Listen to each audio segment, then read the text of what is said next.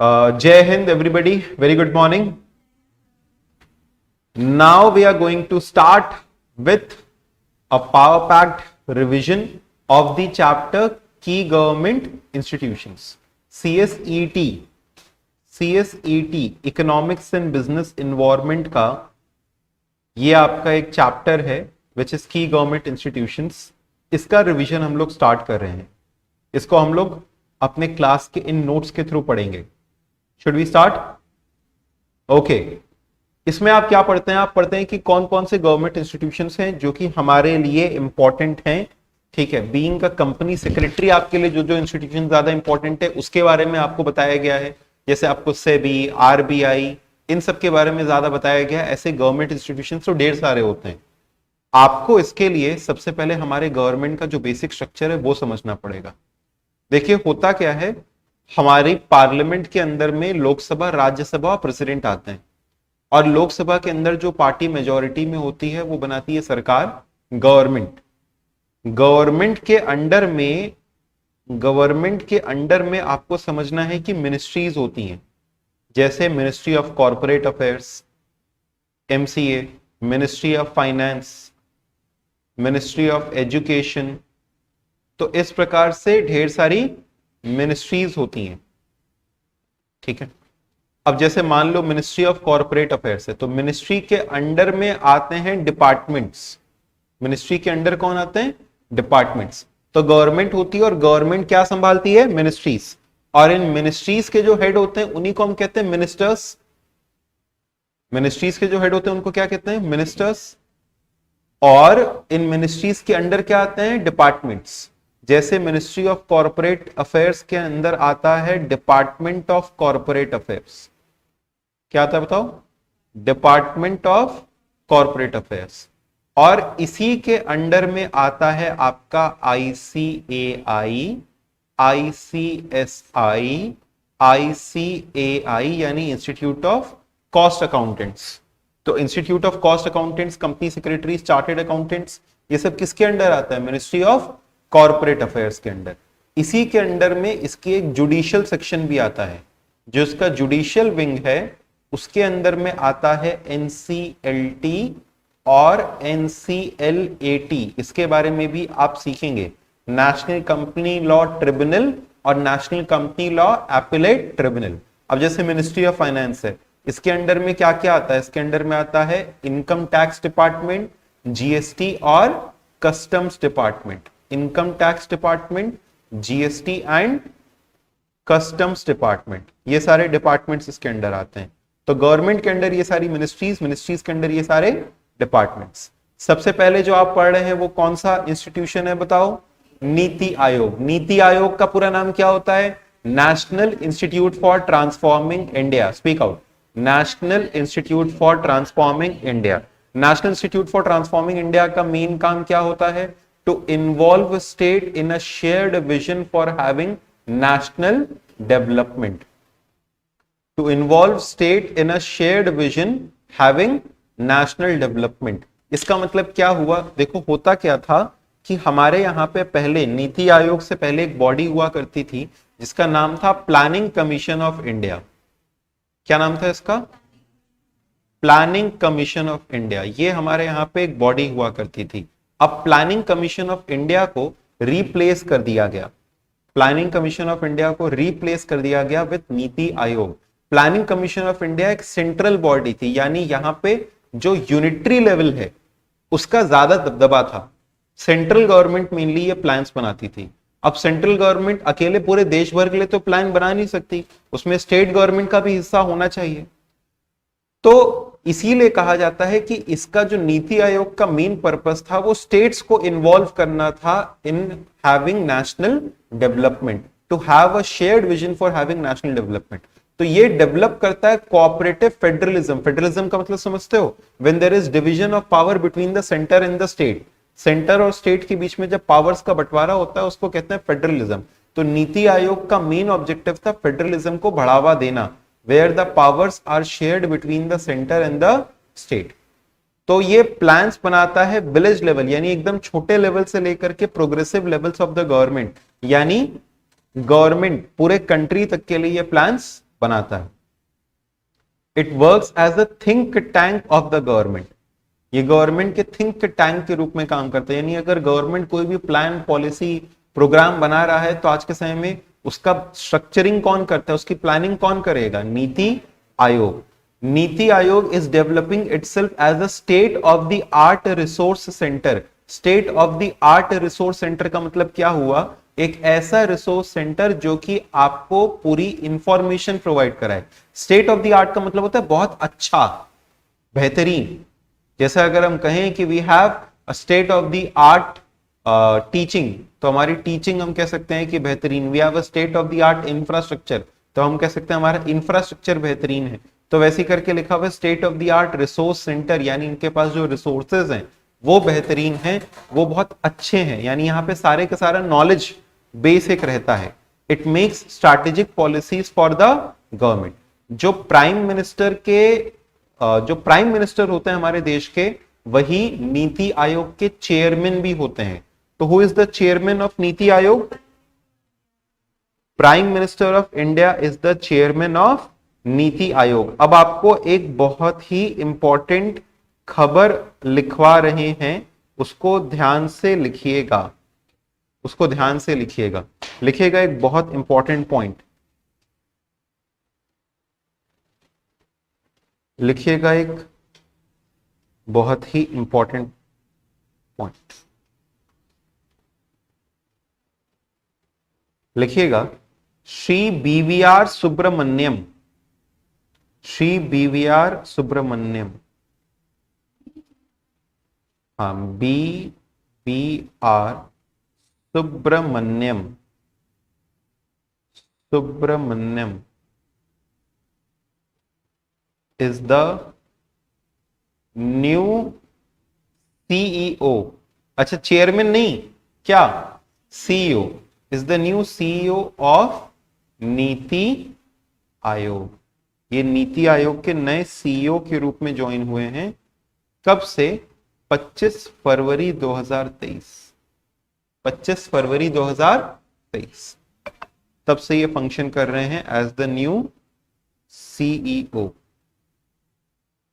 ठीक है, क्लियर? हाँ, 25 फरवरी 25 फरवरी 2023। नीति आयोग की एक्टिविटीज को 4 सेक्शंस में बांटा जाता है। Design policy and programme framework, foster cooperative federalism, यानी स्टेट और सेंटर, स्टेट गवर्नमेंट्स और सेंट्रल गवर्नमेंट के बीच के तालमेल को और बढ़ाना, मॉनिटरिंग करना और इवैल्यूएशन करना, मॉनिटरिंग करना और इवैल्यूएशन करना। जैसे कई बार गवर्नमेंट अलग अलग तरह की स्कीम्स बनाती है, तो गवर्नमेंट जो स्कीम्स बनाती है वो अच्छे से चल रही हैं कि नहीं चल रही हैं, वो चलाने लायक हैं या नहीं है, उसमें क्या दिक्कत है, इस बात को मॉनिटर और इवैल्यूएट करने का काम भी किसका है? नीति आयोग। और ये थिंक टैंक और नॉलेज एंड इनोवेशन हब के रूप में भी काम करता है। ठीक है, सेकेंड पॉइंट है फॉस्टर कोऑपरेटिव फेडरलिज्म। फेडरलिज्म का मतलब होता है distribution of power between centre and the state. तो सेंटर और स्टेट के बीच के पावर का डिस्ट्रीब्यूशन कौन अच्छे से करता है, या कौन देखता है कि उनके बीच में पावर्स का सही तरीके से बंटवारा रहे, या वो दोनों अपनी अपनी बातों को रख पाए। This is the work of NITI Aayog. अगला जो की गवर्नमेंट इंस्टीट्यूशन है वो है सात। सात का पूरा नाम है sustainable action for transforming human capital. बोलो क्या? Sustainable action for transforming human capital. 7 programme जो है ये 2 मेजर सेक्टर्स के ऊपर फोकस करता है। 7 प्रोग्राम 2 मेजर सेक्टर्स के ऊपर फोकस करता है। ये है हेल्थ और एजुकेशन। बोलो कौन कौन सा? Health and education. इन 2 प्रोग्राम्स के ऊपर 7 प्रोग्राम फोकस करता है। इसका एक ऑब्जेक्टिव है, it has an objective to build 3 role model states. इन्होंने प्रोग्राम बनाया कि हम हेल्थ और एजुकेशन के लिए काम करेंगे, लेकिन पहले 3 रोल मॉडल स्टेट्स को तैयार करेंगे और उसी के हिसाब से बाद बाकी स्टेट्स को भी डेवलप करेंगे। ये 3 रोल मॉडल स्टेट्स थे झारखंड, एमपी और उड़ीसा।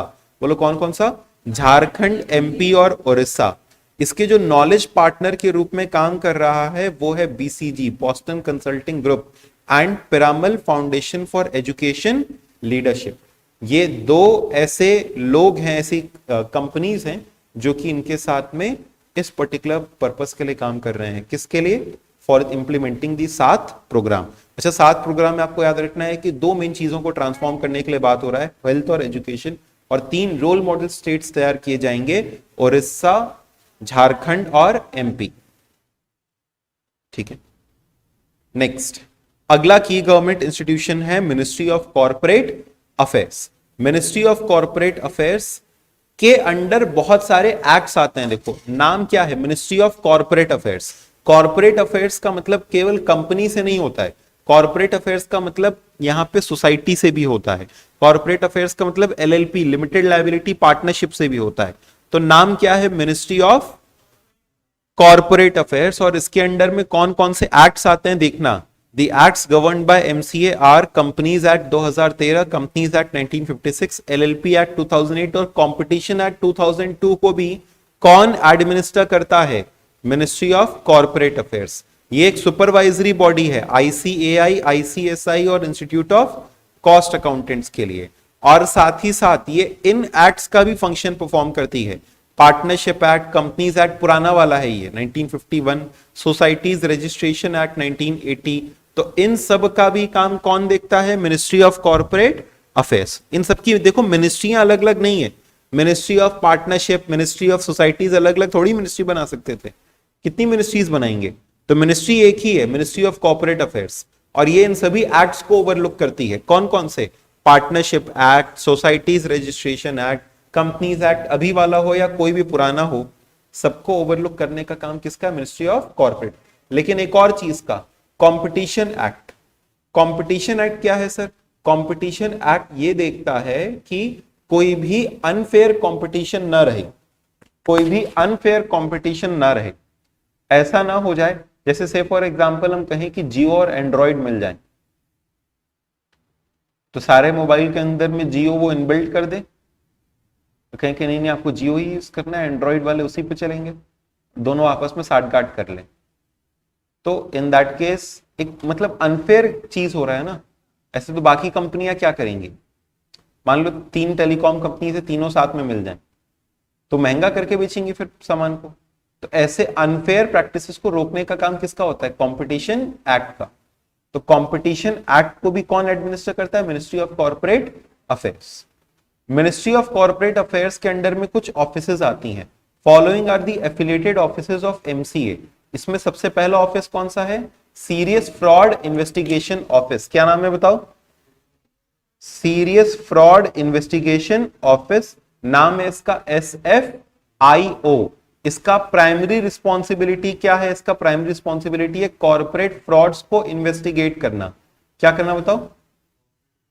कॉर्पोरेट फ्रॉड्स को इन्वेस्टिगेट करना।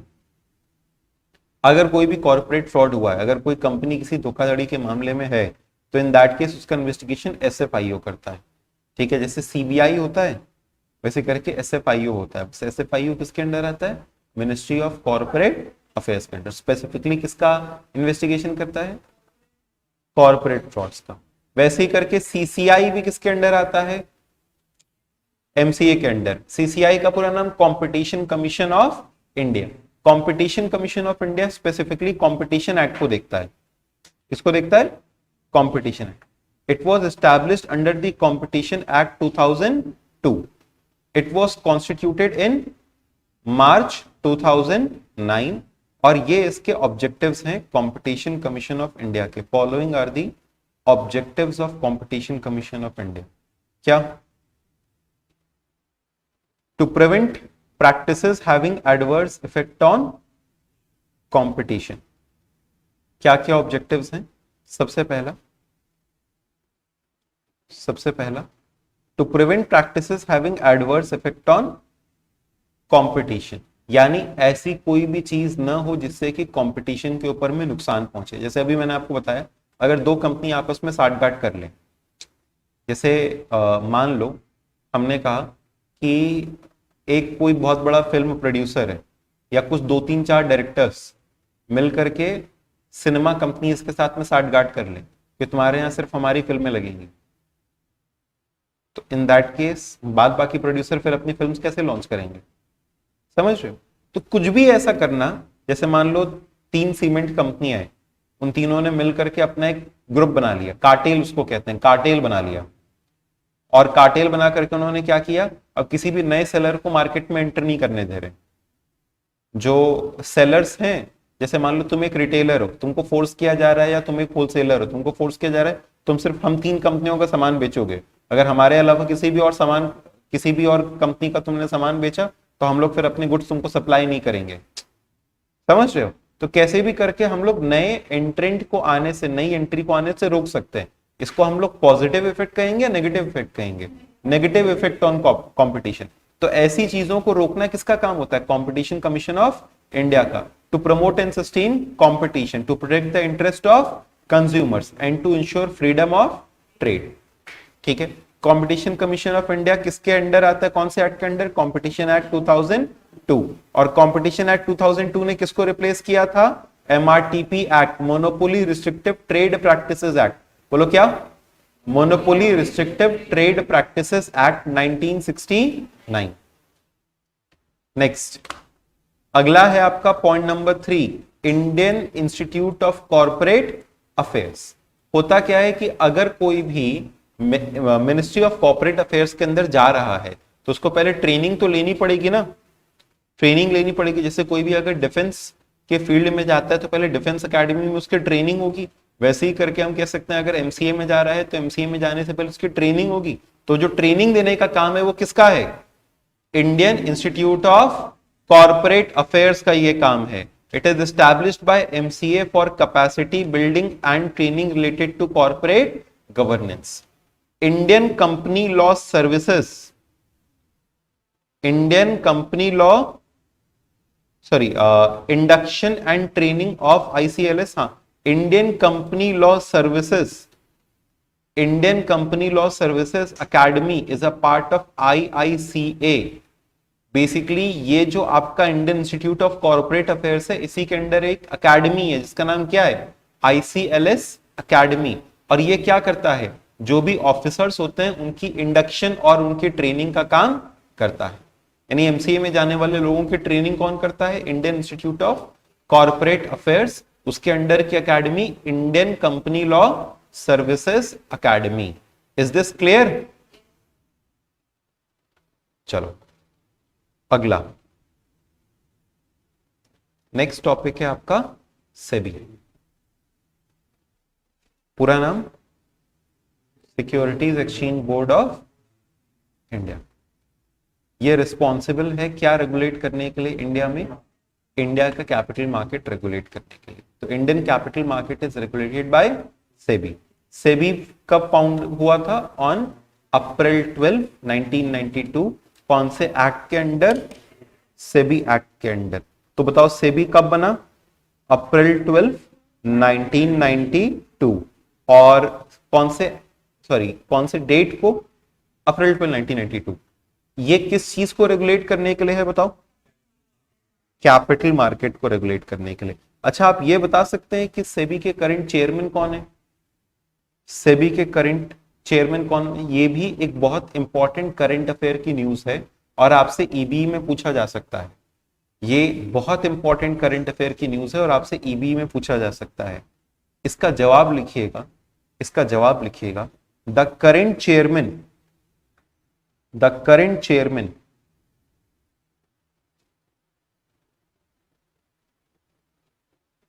of SEBI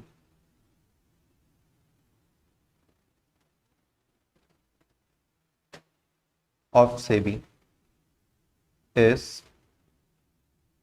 Madhavi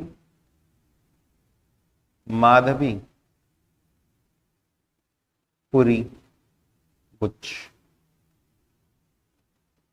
She is the first woman chairman. She is the first woman chairman of SEBI. ये सेबी की पहली वुमेन चेयरमैन है। ये सेबी की पहली वुमेन चेयरमैन।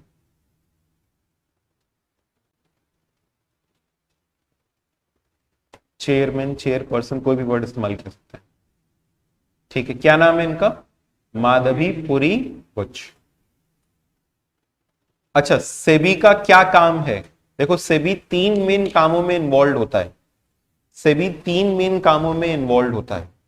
पहला हो गया ये चेक करता है कि जो इश्यूअर ऑफ सिक्योरिटीज हैं वो इश्यू ऑफ सिक्योरिटीज एक फेयर और ट्रांसपेरेंट वे में हो। यानी जब भी कोई सिक्योरिटी इश्यू किया जा रहा है, जैसे से फॉर एग्जांपल कोई आईपीओ आया तो उसके लिए प्रोस्पेक्टस छापा जाता है। तो जब प्रोस्पेक्टस छापा जाता है उसमें तो अलग अलग वादे किए जा सकते हैं, 25 दिन में पैसा डबल, है कि नहीं? वादा तो किया जा सकता है। लोग तो हो सकता है कि ऐसे ही बहकावे में आके इन्वेस्ट कर दें। सेबी देखता है कि प्रोस्पेक्टस में ऐसा कुछ न लिखा गया। ठीक है, तो SEBI ensures issuance of IPOs and FPOs in a fair and transparent manner. दूसरा, it protects the interest of investors and traders. यानी सेबी ये इंश्योर करता है कि जो इन्वेस्टर्स हैं और जो ट्रेडर्स हैं, जैसे कई बार नहीं होता, बीच में तुम लोग नहीं सुन रहे थे, कुछ बीच में क्या काफी समय हो गया, अडानी के शेयर्स में काफी फ्लक्चुएशन आ रहा था। तो अडानी के शेयर्स में अगर काफी फ्लक्चुएशन आ रहा था तो फिर उसकी ट्रेडिंग बीच बीच में रोक दिया जा रहा था। साथ ही साथ कई लोग फिर उसका फायदा भी उठा रहे थे। तो इन सब चीजों को रोकना, इसको हम लोग कहते हैं मैल प्रैक्टिसेस। मैल प्रैक्टिसेस मतलब गुड प्रैक्टिसेस या bad practices? Bad practices. In bad practices को रोकने का काम भी किसका होता है? सेबी का। और तीसरा, जो फाइनेंशियल इंटरमीडियरीज होते हैं वो किसके पास रजिस्टर होंगे? सेबी के पास।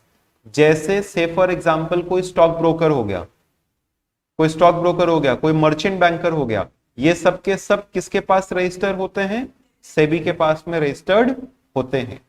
तो इनकी मॉनिटरिंग करना। तो it protects the interest of investors in securities to protect development of and regulate the securities markets and matters incidental thereto, और उससे जुड़े हुए बाद बाकी मामले, ये सब भी देखना सेबी का काम होता है। नेक्स्ट क्या है बताओ आपका? RBI, reserve bank of India. RBI यानी रिजर्व बैंक ऑफ इंडिया 1 अप्रैल 1935 को सेटअप हुआ था अंडर द आरबीआई एक्ट 1934। तो आरबीआई एक्ट आया था कब? 1934 में, और उसी के अंडर में आरबीआई सेटअप किया गया इन 1935। तो पहले से ही एग्जिस्ट करता था, लेकिन पहले ये 100% नेशनलाइज्ड फॉर्म में नहीं था। कुछ बैंकों ने मिल करके आरबीआई को बनाया गया, यानी कुछ बैंकों ने मिल करके पैसा मिलाया था और आरबीआई बनाया था। साल 1949 में जाकर के इसको पूरी तरीके से गवर्नमेंट के अंडर ले आया गया और इसको नेशनलाइज कर दिया गया। तो पहले ये जो रिजर्व बैंक ऑफ इंडिया था ये एक प्रकार से एक कंपनी जैसा था। बाद में इसको एक एक्ट के अंडर में बनाया गया और 1949 में जाकर के इसको क्या कर दिया गया? 100% नेशनलाइज, यानी अब ये पूरी तरीके से किसके अंडर है? गवर्नमेंट के अंडर है। तो ये एस्टैब्लिश हुआ अप्रैल 1, 1935 में under the provisions of reserve bank of India 1934। इसका सेंट्रल ऑफिस कहां पे है? मुंबई में। ठीक है, मुंबई से पहले कहां पे था? कोलकाता। नेक्स्ट, नेशनलाइज कब हुआ? 1949 में, और पूरा 100% किसके पास है? गवर्नमेंट के पास। आरबीआई का सबसे जरूरी काम क्या है? बैंक नोट इश्यू करना। क्या करना? बैंक नोट इश्यू करना और रिजर्व रखना फॉर मॉनेटरी स्टेबिलिटी। रिजर्व रखना फॉर मॉनेटरी स्टेबिलिटी का मतलब हुआ अपने पास एसएलआर, स्टैट्यूटरी लिक्विडिटी रेशियो वगैरह मेंटेन करके रखता है। ऑपरेट करता है करेंसी एंड क्रेडिट सिस्टम और makes monetary policy to maintain the price stability. यानी जो करेंसी एंड क्रेडिट सिस्टम है, जैसे कितने नोट छापने हैं, कितने नोट बंद करने हैं, मॉनिटाइज करना है और डीमोनेटाइज करना है, ये सब डिसीजन कौन लेता है? आरबीआई। हालांकि डीमोनेटाइजेशन स्पेसिफिकली एक आपका गवर्नमेंट के स्टेप के अंडर लिया जाएगा, यानी गवर्नमेंट की ऑथराइजेशन उसमें एक रिक्वायर्ड रहेगी, लेकिन मेनली ये स्टेप्स कौन लेगा? आरबीआई। मेन फंक्शंस क्या होते हैं आरबीआई के? एक मॉनेटरी अथॉरिटी के तौर पे काम करता है। मॉनेटरी अथॉरिटी मतलब ये देखेगा कि मनी सप्लाई कितनी है, जरूरत पड़ने पे मनी सप्लाई को बढ़ा सकता है या फिर मनी सप्लाई को घटा सकता है। तो मनी सप्लाई को ये रेगुलेट करता है। It implements and monitors the monetary policy to maintain price stability. दूसरा, ये रेगुलेटर और सुपरवाइजर ऑफ फाइनेंशियल सिस्टम के तौर पे काम करता है। Regulator and supervisor of financial system का मतलब क्या हुआ? Regulator and supervisor of financial system का मतलब बैंक्स को रेगुलेट करने का काम, उसको सुपरवाइज करने का काम किसका होता है? आरबीआई का। फॉरेन एक्सचेंज मार्केट को कौन मेंटेन करेगा? आरबीआई। और ये एक इश्यूअर ऑफ करेंसी के तौर पे काम करता है। किसके तौर पे? यानी करेंसी इशू करने का काम भी किसका होता है? आरबीआई। अच्छा ये बताओ, आरबीआई जितने चाहे उतने नोट छाप सकता है क्या? हाँ, छाप सकता है। एक मिनिमम रिजर्व रख करके आरबीआई जितने चाहे उतने नोट छाप सकता है। लिखिएगा, RBI follows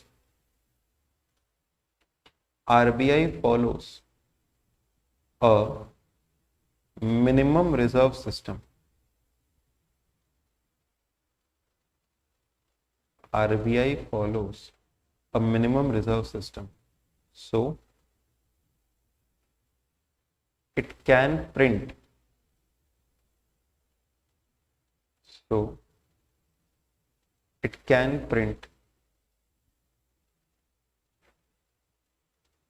any amount of currency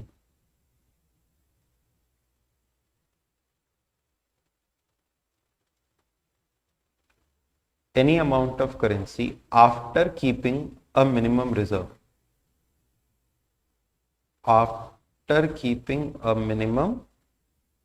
एक मिनिमम रिजर्व रखने के बाद जितने चाहे उतने नोट वो छाप सकता है। ये इसके पास ताकत है। समझ गए बात को? नेक्स्ट, मतलब ऑब्वियसली वो गवर्नमेंट के अंडर ही रहेगा, ठीक है, वो गवर्नमेंट के अंडर ही रहेगा, लेकिन वो एक तरीके की ऑटोनोमस बॉडी आरबीआई, छापता नहीं, ठीक है, छाप सकता है, जरूरत पड़ने पे थोड़ा बहुत छापता भी है, लेकिन ऐसे बहुत रेयर केसेस रहते हैं, ठीक है, बेवजह ही हम नोट नहीं छापेंगे। Performs wide range of development rules for national development, it regulates and supervises the payment and settlement system. जैसे हमारे यहाँ पे जो एक बैंक्स आपस में कनेक्टेड हैं, आप एक बैंक से दूसरे बैंक में क्या पैसा ट्रांसफर कर पाते हैं? हाँ, उसके लिए आप नेफ्ट, आरटीजीएस वगैरह का इस्तेमाल करते हैं। National electronic fund transfer, real time gross settlement, RTGS और नेफ्ट, नाम सुना है कभी? ये सब कौन ऑपरेट करता है? आरबीआई। अच्छा, यूपीआई कौन ऑपरेट करता है? गवर्नमेंट की कौन सी संस्था? NPCI, national payments corporation of India. तो यहां पे आप लिख सकते हो इसमें एक एरो दे करके कि जो हमारा नेफ्ट और आरटीजीएस सिस्टम है, नेफ्ट और आरटीजीएस का सिस्टम, ये कौन रेगुलेट कर रहा है? आरबीआई। जो यूपीआई का सिस्टम है ये NPCI, national payments corporation of India, ये इसको रेगुलेट करता है, national payments corporation of India.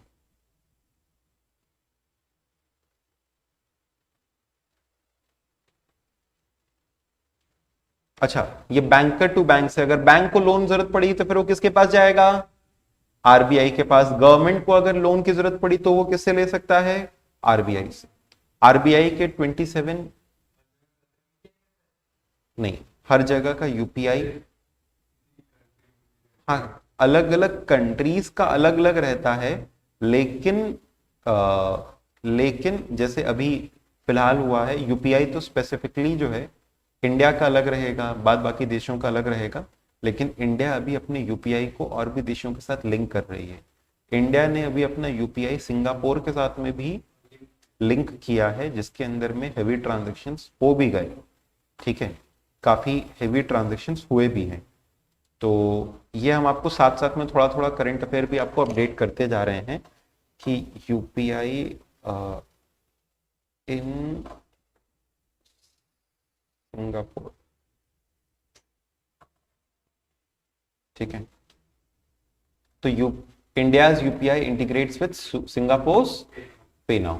तो जैसे हमारे यहाँ पे नाम यूपीआई है, वहां पे पे नाउ है, तो अलग अलग देश का अलग अलग ही रहेगा, बस उनका नाम अलग अलग रह सकता है, ठीक है। और हर एक देश में तो है भी नहीं, हम ये नहीं कहेंगे कि हर एक देश में, लेकिन ये इंटीग्रेट हो जाने से सोचो कितना अच्छा हो गया है, ठीक है, कितने हमारे जो ट्रांजैक्शनल फीस वगैरह वो सब बच जाएगी। फिर उसके बाद it has 27 regional offices and 4 सब ऑफिसेज, और ये इसकी कुछ फुली ओन्ड सब्सिडरीज हैं जो कि आरबीआई के अंडर है। आरबीआई के अंडर आने वाली कौन सी सब्सिडरीज हैं? DICGC, Bharatiya reserve bank note Mudran limited, reserve bank of India technology private limited and Indian financial technology and allied services. These are completely under home, under RBI. ठीक है, just a short break of 2 minutes and then I'll resume. Okay, so let us continue. देखिए हम लोग पढ़ रहे थे कि RBI कब कैसे इनकॉर्पोरेट हुआ, उसके क्या क्या मेन फंक्शंस हैं. सेबी के फंक्शंस हमने आपको पढ़ाए थे. अच्छा, सेबी का एक टॉपिक रह गया था कि सेबी के 3 तरह के पावर्स होते हैं. सेबी एक क्वासी जुडिशियल का मतलब होता है पार्टली जुडिशियल बॉडी के तौर पे फंक्शन करता है. सेबी एक क्वासी लेजिस्लेटिव यानी एक पार्टली लेजिस्लेटिव बॉडी के तौर पे फंक्शन करता है. जैसे क्या, सेबी अगर कोई केस फंसे, जैसे मान लो सहारा केस हम लोग सुना था, सहारा फ्रॉड नहीं, अच्छा PACL केस करके एक था, पर्ल एग्रो केमिकल्स या पर्ल एग्रो कुछ करके इसका केस था, फिर लिमिटेड यानी एक कंपनी का केस था ऑब्वियसली. तो तुम लोगों ने उसका नाम सुना होगा, हो सकता है स्पीक एशिया करके एक आया था. ये वो इस तरीके के क्या होते थे, चिटफंड बिजनेसेस चलते थे. तो आप उन कंपनियों में थोड़ा थोड़ा पैसा मिलाओ, 20,000 मिलाओ, 50,000 मिलाओ, फिर वो बड़ा अच्छा रिटर्न उस पर ऑफर करते थे. तो वैसे ही करके एक PACL करके एक कंपनी थी, उसने बहुत अच्छा रिटर्न जो है लोगों को ऑफर किया था. लेकिन बाद में मालूम चला कि असल में वो कंपनी को धोखाधड़ी कर रही थी.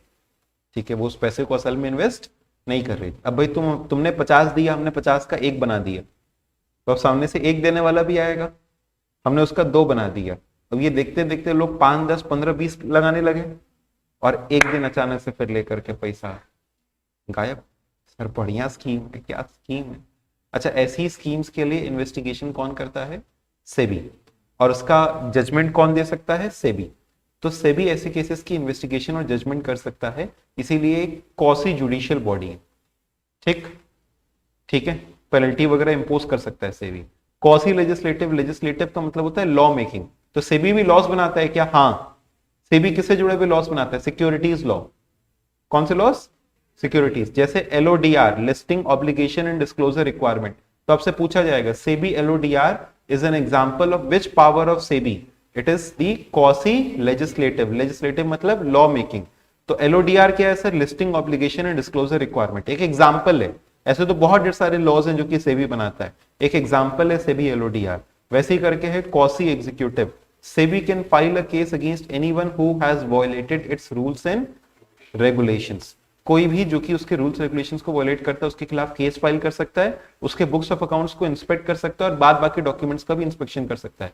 यानी इंस्पेक्शन इन्वेस्टिगेशन करने का पावर भी किसके पास है, सेबी के पास है. तो एक एग्जीक्यूटिव बॉडी है, जुडिशियल बॉडी है और लेजिस्लेटिव है. लेकिन जुडिशियल में क्या मर्डर का केस भी सेबी सुनेगा, नहीं. तो कॉसी जुडिशियल है यानी पार्टली जुडिशियल है, पार्टली लेजिस्लेटिव है. सेबी क्या बैठ करके क्रिमिनल लॉज का भी लॉ बना रहा है, कॉन्स्टिट्यूशन भी सेबी बना रहा है, नहीं. कुछ ही चीजों को सेबी बना सकता है ना. किससे जुड़ा हुआ लॉस, सिक्योरिटीज लॉ. ठीक है, कॉसी जुडिशियल, कॉसी एग्जीक्यूटिव और कॉसी लेजिस्लेटिव. नेक्स्ट बॉडी कौन सी है बताओ, IBBI, insolvency and bankruptcy board of India. बोलो क्या, The IBBI was established on 1st of October 2016 under the IBC, Insolvency and Bankruptcy Code 2016. देखो पहले क्या था, हमारे यहाँ का जो इंसॉल्वेंसी का प्रोसेस था वो बहुत लंबा था. यानी अगर एक कंपनी को इंसॉल्वेंट घोषित किया जाएगा तो उसको फिर लिक्विडेट करना होता है, बंद करना होता है. और उसको बंद करने का जो पूरा का पूरा प्रोसीजर है वो बहुत लंबा चौड़ा प्रोसीजर था. अब इतना लंबा चौड़ा प्रोसीजर कौन फॉलो करेगा साहब, इतना लंबा चौड़ा प्रोसीजर कौन फॉलो करेगा. तो इसीलिए उस प्रोसेस को एक स्ट्रीमलाइन कर दिया गया. अलग अलग एक्ट्स थे हमारे यहाँ पे, एक पूरा एक प्रोसेस एक बना दिया गया कि इंसॉल्वेंसी और बैंक्रप्सी का ये नियम है. अगर हम तुमको 4 नियम दे तो तुमको क्या बेहतर लगेगा, 4 की जगह कोई एक बताइए. तो 4 अलग अलग कानून थे, उसको एक इन्होंने बना दिया, इंसॉल्वेंसी एंड बैंक्रप्सी कोड. इन्होंने बताया ये नियम है जो कि अब तुमको फॉलो करना है. उससे प्रोसेस फास्ट हो गया. प्लस इन्होंने एक बॉडी बना दी जिसका नाम क्या था, IBBI, insolvency and bankruptcy board of India. अब ये क्या करता है, ये 2 काम करता है. देखो ये एक यूनिक बॉडी है. ये लॉ भी बनाता है और उस प्रोफेशन को भी रेगुलेट करता है. सर किस प्रोफेशन को, इंसॉल्वेंसी के प्रोफेशन को. किस प्रोफेशन को? इंसॉल्वेंसी के प्रोफेशन को। तो it is a unique regulator, ये प्रोफेशन को भी रेगुलेट करता है और प्रोसेस को भी, यानी इंसॉल्वेंसी के प्रोसेस में भी कौन है? आईबीबीआई। और प्रोफेशन की डिग्री भी कौन देगा? आईबीबीआई। कौन से प्रोफेशन की? इंसॉल्वेंसी प्रोफेशनल्स की। अच्छा, इंसॉल्वेंसी के साथ साथ में वैल्यूअर्स की भी प्रोफेशन का डिग्री यही देता है। इंसॉल्वेंसी प्रोफेशनल्स के साथ साथ valuers registered valuers and valuation rules के अंदर में भी अथॉरिटी, यानी कौन है जो कि रजिस्टर्ड वैल्यूअर्स का एग्जामिनेशन लेगा, उनको वैल्यूअर की डिग्री देगा? आईबीबीआई। तो आईबीबीआई के लिए आप लिख सकते हैं कि it is the authority for, ये दो लोगों के लिए अथॉरिटी है। किसके लिए? एक तो वैल्यूअर्स के लिए और दूसरा इंसॉल्वेंसी प्रोफेशनल्स के लिए। वैल्यूअर्स मतलब जो वैल्यूएशन का काम करेंगे, अगर आपकी कंपनी की वैल्यूएशन करना है कोई, हाँ बिल्कुल, असेट्स वगैरह की वैल्यूएशन करना है तो वो उसके वैल्यूअर्स ही बेसिकली कंपनी के केस में वैल्यूएशंस का काम करते हैं। ठीक है, तो ये वैल्यूअर के प्रोफेशन के लिए भी बॉडी यही है, आईबीबीआई, और इंसॉल्वेंसी प्रोफेशनल्स के लिए भी बॉडी यही है, कौन? IBBI, insolvency and bankruptcy board of India. तो ये एक यूनिक रेगुलेटर है क्योंकि ये प्रोफेशन को भी रेगुलेट करता है और प्रोसेस को भी। जैसे आईसीएसआई को भी देख लो, आईसीएसआई सीएस के प्रोफेशन को भी रेगुलेट करता है और सीएस को भी बनाता कौन है? आईसीएसआई। क्लियर है? अगली बॉडी कौन सी है बताओ? एनसीएलटी। एनसीएलटी का पूरा नाम बताओ? National company law tribunal. क्या नाम है? National company law tribunal. National Company Law Tribunal was constituted under Section 408 of the Companies Act.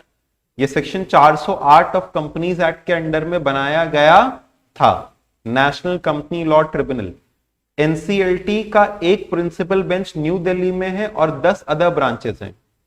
NCLT का एक प्रिंसिपल बेंच न्यू दिल्ली पे है और 10 अदर ब्रांचेस हैं इसकी। ये जो ब्रांचेस हैं इनका हेड एक होता है जो कि हो गया प्रेसिडेंट, और 16 other judicial and 9 technical members हैं। देखो एनसीएलटी है क्या, पहले ये समझो। नेशनल कंपनी लॉ ट्रिब्यूनल एक प्रकार की ट्रिब्यूनल हुई जहां पे सिर्फ और सिर्फ कंपनी लॉ के केसेस जाते हैं। पहले कंपनी लॉ के केसेस जाते थे कंपनी लॉ बोर्ड के पास, और कंपनी लॉ बोर्ड से मामला नहीं सलटता था तो हाई कोर्ट के पास। अब साहब इतने सारे केसेस ऑलरेडी हाई कोर्ट के पास है, कहां कहां कौन कौन सा केस दिखेगा, है कि नहीं? तो जैसे अगर फैमिली का कोई केस है फैमिली कोर्ट्स होते हैं, वैसे ही करके आपके कंज्यूमर कोर्ट्स होते हैं। आपका अगर आजकल नेगोशिएबल इंस्ट्रूमेंट डिसऑनर हो जाए उसके लिए अलग तरह का कोर्ट होता है, तो वैसे ही करके कंपनी लॉ के केसेस के लिए अलग कोर्ट है जिसको हम लोग नाम देते हैं ट्रिब्यूनल। तो किसी एक्ट में स्पेसिफिकली बनाया गया अगर कोई कोर्ट होता है जो कि किसी स्पेसिफिक एक्ट के केसेस की सुनवाई करता है उसको कहते हैं ट्रिब्यूनल। जैसे इनकम टैक्स के लिए इनकम टैक्स एपेलेट ट्रिब्यूनल है, तो वैसे ही कंपनी लॉ के लिए क्या है? National company law tribunal. तो अब केसेस किसके पास जाते हैं? एनसीएलटी के पास। इसमें एक तो चेयरपर्सन हो गया और बाद बाकी लोग एक होते हैं जुडिशियल मेंबर जिनको कानून की जानकारी है, और कंपनी लॉ है तो कंपनी लॉ की भी जानकारी वाला बंदा चाहिए ना, तो होते हैं नॉट टेक्निकल मेंबर्स। कौन मेंबर्स? Technical, 9 technical members. और ये टेक्निकल मेंबर्स में कौन होता है? सीएस, सीए, उसमें लॉयर भी हो सकता है लेकिन सीएस भी आ सकता है। समझ रहे हो? तो टेक्निकल मेंबर्स होते हैं। एनसीएलटी किसके रिकमेंडेशन पे बनाया गया था? NCLT was made on the recommendation of Eradi committee. NCLT is a quasi judicial authority. Quasi judicial का मतलब पार्टली जुडिशियल। हर एक केस की सुनवाई कर सकता है क्या? नहीं, केवल कौन से केसेस की? कंपनी लॉ के केसेस की। एनसीएलटी कौन सी मिनिस्ट्री के अंडर आता है बताओ? Ministry of corporate affairs. ये केवल सिविल नेचर के केसेस की सुनवाई करेगा, क्रिमिनल नेचर का है तो ये सुन सकता है क्या? नहीं। इसका जो केसेस है ये नेचुरल जस्टिस के अकॉर्डिंग हियरिंग करते हैं। नेचुरल जस्टिस मतलब आप वो जो कोर्ट वाला प्रोसीजर पूरा है, आप कोर्ट में देखते होंगे काला कोट पहन करके और वो सारी चीजें, फिर लॉयर वगैरह जाता है, ऐसा कुछ इसमें नहीं होता है। CS can present a case in NCLT. देखो आम कोर्ट के अंदर में सीएस जा सकता है क्या? नहीं, वहां पे तो लॉयर जाता है, लेकिन एनसीएलटी में CS can present a case. जो एनसीएलटी में जाने वाले केसेस हैं उसमें कौन जा सकता है? सीएस जा सकता है, लॉयर भी जा सकता है, सीए भी जा सकता है। यानी सीएस जा सकता है। इसके अंदर में नेचुरल जस्टिस के हिसाब से होता है, पूरा वो criminal procedure code, Indian penal, वो सिविल प्रोसीजर कोड, ये सब अप्लाई नहीं करता है। किसके हिसाब से होता है? नेचुरल जस्टिस, जो हमको ठीक लगेगा उसके हिसाब से। कोर्ट का अपना जो पूरा प्रोसीडिंग है वो उसके ऊपर अप्लाई नहीं होगा, यानी नॉर्मल वो कोर्ट वाला वैसा प्रोसेस नहीं होगा, बकायदा एक कॉर्पोरेट रूम जैसा होता है इसका ऑफिस। समझ गए? तो कहने को जुडिशियरी है, लेकिन जुडिशियरी जैसा नियम कायदा इसके ऊपर एप्लीकेबल नहीं है। अच्छा, एनसीएलटी का क्या क्या काम है? कंपनीज को रजिस्टर करना। अच्छा सर, कंपनीज को रजिस्टर करना तो काम आरओसी का है। बेसिकली इसका क्या काम है कि अगर कोई कंपनी गलत बोल करके रजिस्टर हुआ है, कोई फ्रॉड है, कोई फॉर्जरी है, कोई फ्रॉड है या फॉर्जरी है, तो उस कंपनी का रजिस्ट्रेशन कैंसिल करने का काम कौन करेगा? एनसीएलटी रजिस्ट्रेशन कैंसिल करता है। अगर शेयर के ट्रांसफर या सिक्योरिटी से जुड़ा हुआ कोई भी ग्रीवेंस है, कोई दुख दर्द है, तो उसका भी आंसर एनसीएलटी देगा। And it also hears cases relating to deposits under chapter 5 of companies act 2013। Deposit से जो जुड़े हुए केसेस होते हैं, जैसे से फॉर एग्जांपल तुमने कुछ पैसा जमा कराया लेकिन उसका सही टाइम पे रिपेमेंट नहीं हो रहा है या कोई और दिक्कत है, तो उसका भी केसेस एनसीएलटी में जाता है। एनसीएलटी अगर चाहे तो इन्वेस्टिगेशन कर सकता है। किसी कंपनी का कोई मामला गलत गड़बड़ चल रहा है, वो कंपनी पैसा कहीं इधर उधर लगा रही है, उसके डायरेक्टर्स धोखाधड़ी कर रहे हैं, तो उस कंपनी में इन्वेस्टिगेशन एनसीएलटी कर सकता है, लेकिन कम से कम 100 मेंबर्स अप्लाई करेंगे तब। कितने? या तो खुद उसका मन कर जाए करने का, अगर तुम चाहते हो कि जैसे हमने रिलायंस का एक तो शेयर खरीद लिया, तो एनसीएलटी से कहेंगे जाओ जाओ कुछ गड़बड़ लग रहा है मेरे को, आजकल जियो सस्ता नहीं दे रहा है अपना प्लान, जाओ इन्वेस्टिगेशन करो। नहीं ना, कम से कम कितने मेंबर्स होने चाहिए? 100 मेंबर्स होने चाहिए। तो एनसीएलटी ऑर्डर कर सकता है, जरूर नहीं कर ही देगा, कर सकता है।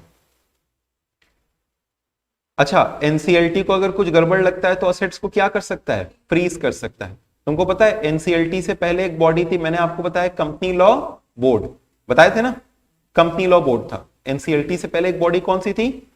Company law board. और एक और बोर्ड था जिसका नाम था BIFR, board of industrial and financial reconstruction.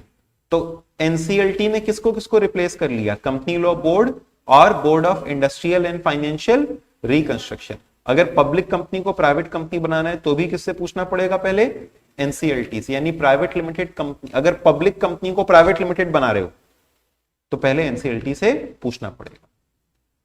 फिर लास्ट देखो इसमें कौन है बताओ? NCL-eighty. NCL-eighty was constituted under section 410 of Companies Act 2013। Section 410 में एनसीएल-एटी बनाया गया। देखो अगर कंपनी लॉ का कोई भी केस है तो पहले किसके पास जाएगा? एनसीएलटी। एनसीएलटी से अगर संतुष्ट नहीं हो तो फिर किसके पास जा सकते हो? NCL-eighty, national company law appellate tribunal. बोलो, एपिलेट का मतलब जहां अपील जाती है। तो एनसीएल-एटी के पास अब किसके खिलाफ अपील लेके जाएंगे? एनसीएलटी के खिलाफ अपील लेकर के किसके पास जाएंगे? एनसीएल-एटी। और एनसीएल-एटी के खिलाफ अपील करनी है तो कहां जाएंगे? सुप्रीम कोर्ट में जाएंगे। इसके खिलाफ कहां जाएंगे? सुप्रीम कोर्ट में जाएंगे। तो it is the appellate authority for hearing appeal against orders given by NCLT या आईबीबीआई या सीसीआई। तो NCLT national company law tribunal के खिलाफ अपील करनी है तो एनसीएल-एटी में जाओ। इनफैक्ट आईबीबीआई के खिलाफ भी अपील करनी है तो एनसीएल-एटी में। सीसीआई के खिलाफ भी अपील करनी है तो सीसीआई कौन है? Competition commission of India. पढ़े थे ना, मिनिस्ट्री ऑफ कॉर्पोरेट अफेयर्स के अंडर आता है, कंपटीशन वगैरह को रेगुलेट करता है। तो एनसीएलटी, आईबीबीआई और सीसीआई, इन सब की अपीलेट अथॉरिटी कौन है? एनसीएल-एटी। एनसीएल-एटी के खिलाफ किसके पास जाएंगे? Supreme court. एनसीएल-एटी के पास अगर अपील फाइल करनी है तो it must be done with in 45 days. यानी जब एनसीएलटी का डिसीजन आए 45, ये नहीं साल भर बाद सोच रहे अपील करेंगे, 45 डेज के अंदर अंदर किसके पास जाओगे? एनसीएल-एटी के पास। ठीक है। It consist of chairperson and not more than 11 members, यानी एनसीएल-एटी में एक चेयरपर्सन होगा और ज्यादा से ज्यादा कितने लोग होंगे? 11 लोग। वो चाहे तो एनसीएलटी के ऑर्डर को बदल भी सकता है या कह सकता है कि नहीं ठीक था। कौन? एनसीएल-एटी। और जो पूरा का पूरा प्रोसेस है, देखो ये क्यों बनाया गया? ताकि हियरिंग जल्दी जल्दी हो। तो ये पूरा का पूरा प्रोसेस कितने समय में कवर अप होगा? 6 मंथ्स। तो एनसीएलएटी कितने समय में अपना डिसीजन सुना देगा? 6 मंथ्स। और कितने समय में आपको एनसीएलएटी के पास लेके जाना है? 45 दिन, 45 डेज। और एनसीएलएटी से संतुष्ट नहीं हो तो किसके पास जाओगे? सुप्रीम कोर्ट के पास। सुप्रीम कोर्ट के पास भी जाने की टाइम लिमिट होती है, विदिन 60 डेज। बोलो कितना? Within 60 days. अगर एनसीएलएटी के खिलाफ अपील करना है तो सुप्रीम कोर्ट के पास 60 दिन के अंदर अंदर में चले जाओ। इसके बाद कुछ एमसीक्यूज हैं कि नीति आयोग ने किसको किसको रिप्लेस किया, बताओ? प्लानिंग कमीशन को। नीति आयोग हेल्प करती है गवर्नमेंट को क्या बनाने के लिए? Short term plans, foreign exchange and economic reforms, long term and strategic reforms या मॉनेटरी रिफॉर्म्स? लॉन्ग टर्म और स्ट्रैटेजिक रिफॉर्म्स। नीति आयोग के हेड कौन होते हैं? Prime minister of India. Chairperson का नाम मैंने लिखवाया था, हेड तो प्राइम मिनिस्टर होते हैं। इसमें से कौन सी एक्टिविटी नीति आयोग परफॉर्म नहीं करती है? डिजाइन करती है policy and programme framework, yes. Foster cooperative federalism, yes. Monitoring and evaluation, yes. Making laws relating to health and education, अरे नो, ये काम नहीं है। Which of the following is the main sector for SATH, health और education? Which of the following is not a model state? 3 model states है ना, जम्मू कश्मीर उसके अंदर में नहीं था, झारखंड, मध्य प्रदेश और उड़ीसा था। 7 प्रोग्राम, ये 30 महीने में स्प्रेड है 3 फेजेस के अंदर, ये याद करने की जरूरत नहीं है। Ministry of corporate affairs acts as a governing body for which of the following? 2013 के लिए भी है, 2002 के लिए भी और पार्टनरशिप एक्ट के लिए भी है। हम लोगों ने पढ़ा था मिनिस्ट्री ऑफ कॉर्पोरेट अफेयर्स सभी के लिए गवर्निंग है, कोऑपरेटिव सोसाइटीज एक्ट के लिए भी और इंडियन पार्टनरशिप एक्ट के लिए भी। अच्छा, इसमें से कौन कॉर्पोरेट फ्रॉड का इन्वेस्टिगेशन करता है? SFIO, serious fraud investigation office. Which of the following is not a function of SEBI? Protect करता है interest of investors, yes. Promote and regulate securities market, yes. Avoid malpractices in this, yes. Regulation of money market, नहीं। ये कौन सा market regulate करता है? Capital market. Capital market long term का हो गया, मनी मार्केट शॉर्ट टर्म का हो गया। मनी मार्केट कौन रेगुलेट करता है पता है? RBI। Money market is regulated by RBI। SEBI LODR ये किसका एग्जांपल है? Of SEBI being a quasi legislative body, law making, याद है? Listing obligation and disclosure requirements, ठीक है? सेबी तीनों है ना। अच्छा, RBI नेशनलाइज कब हुआ था? 49 में नेशनलाइज हुआ था, 35 में तो एस्टैब्लिश हुआ था, 34 एक्ट के अंडर, ठीक है? IBBI किसके अंडर बना? Insolvency and bankruptcy code 2016। अच्छा, कौन है अथॉरिटी फॉर वैल्यूअर्स? वैल्यूअर्स के लिए कौन अथॉरिटी है? IBBI। NCLT किसके रिकमेंडेशन पे बना? एराडी कमेटी। NCLT कैसी अथॉरिटी है? Quasi judicial. और NCLT कब कॉन्स्टिट्यूट हुआ? 1 जून 2016 है, I am not very sure, ठीक है? 1 जून 2016 है। इन्वेस्टिगेशन कब होता है? जब कितने मेंबर्स अप्लाई करें? 100 मेंबर्स अप्लाई करें। और converting public company into private limited किसका अप्रूवल लेना पड़ता है? NCLT का। NCLAT के पास किसके खिलाफ अपील लेके जाते हो? तीनों का ना, तीनों की अपील किसके पास जाती है? NCLT के पास। NCLAT के पास कितने दिन में जाना होता है? 45 डेज के अंदर में। NCLT कितने समय में हियरिंग करेगा? 6 मंथ्स में। और NCLAT के खिलाफ अपील करना है तो कहां जाओगे? सुप्रीम कोर्ट में। समझ में आ गया? खत्म। अब नेक्स्ट चैप्टर से फिर कंटिन्यू करेंगे।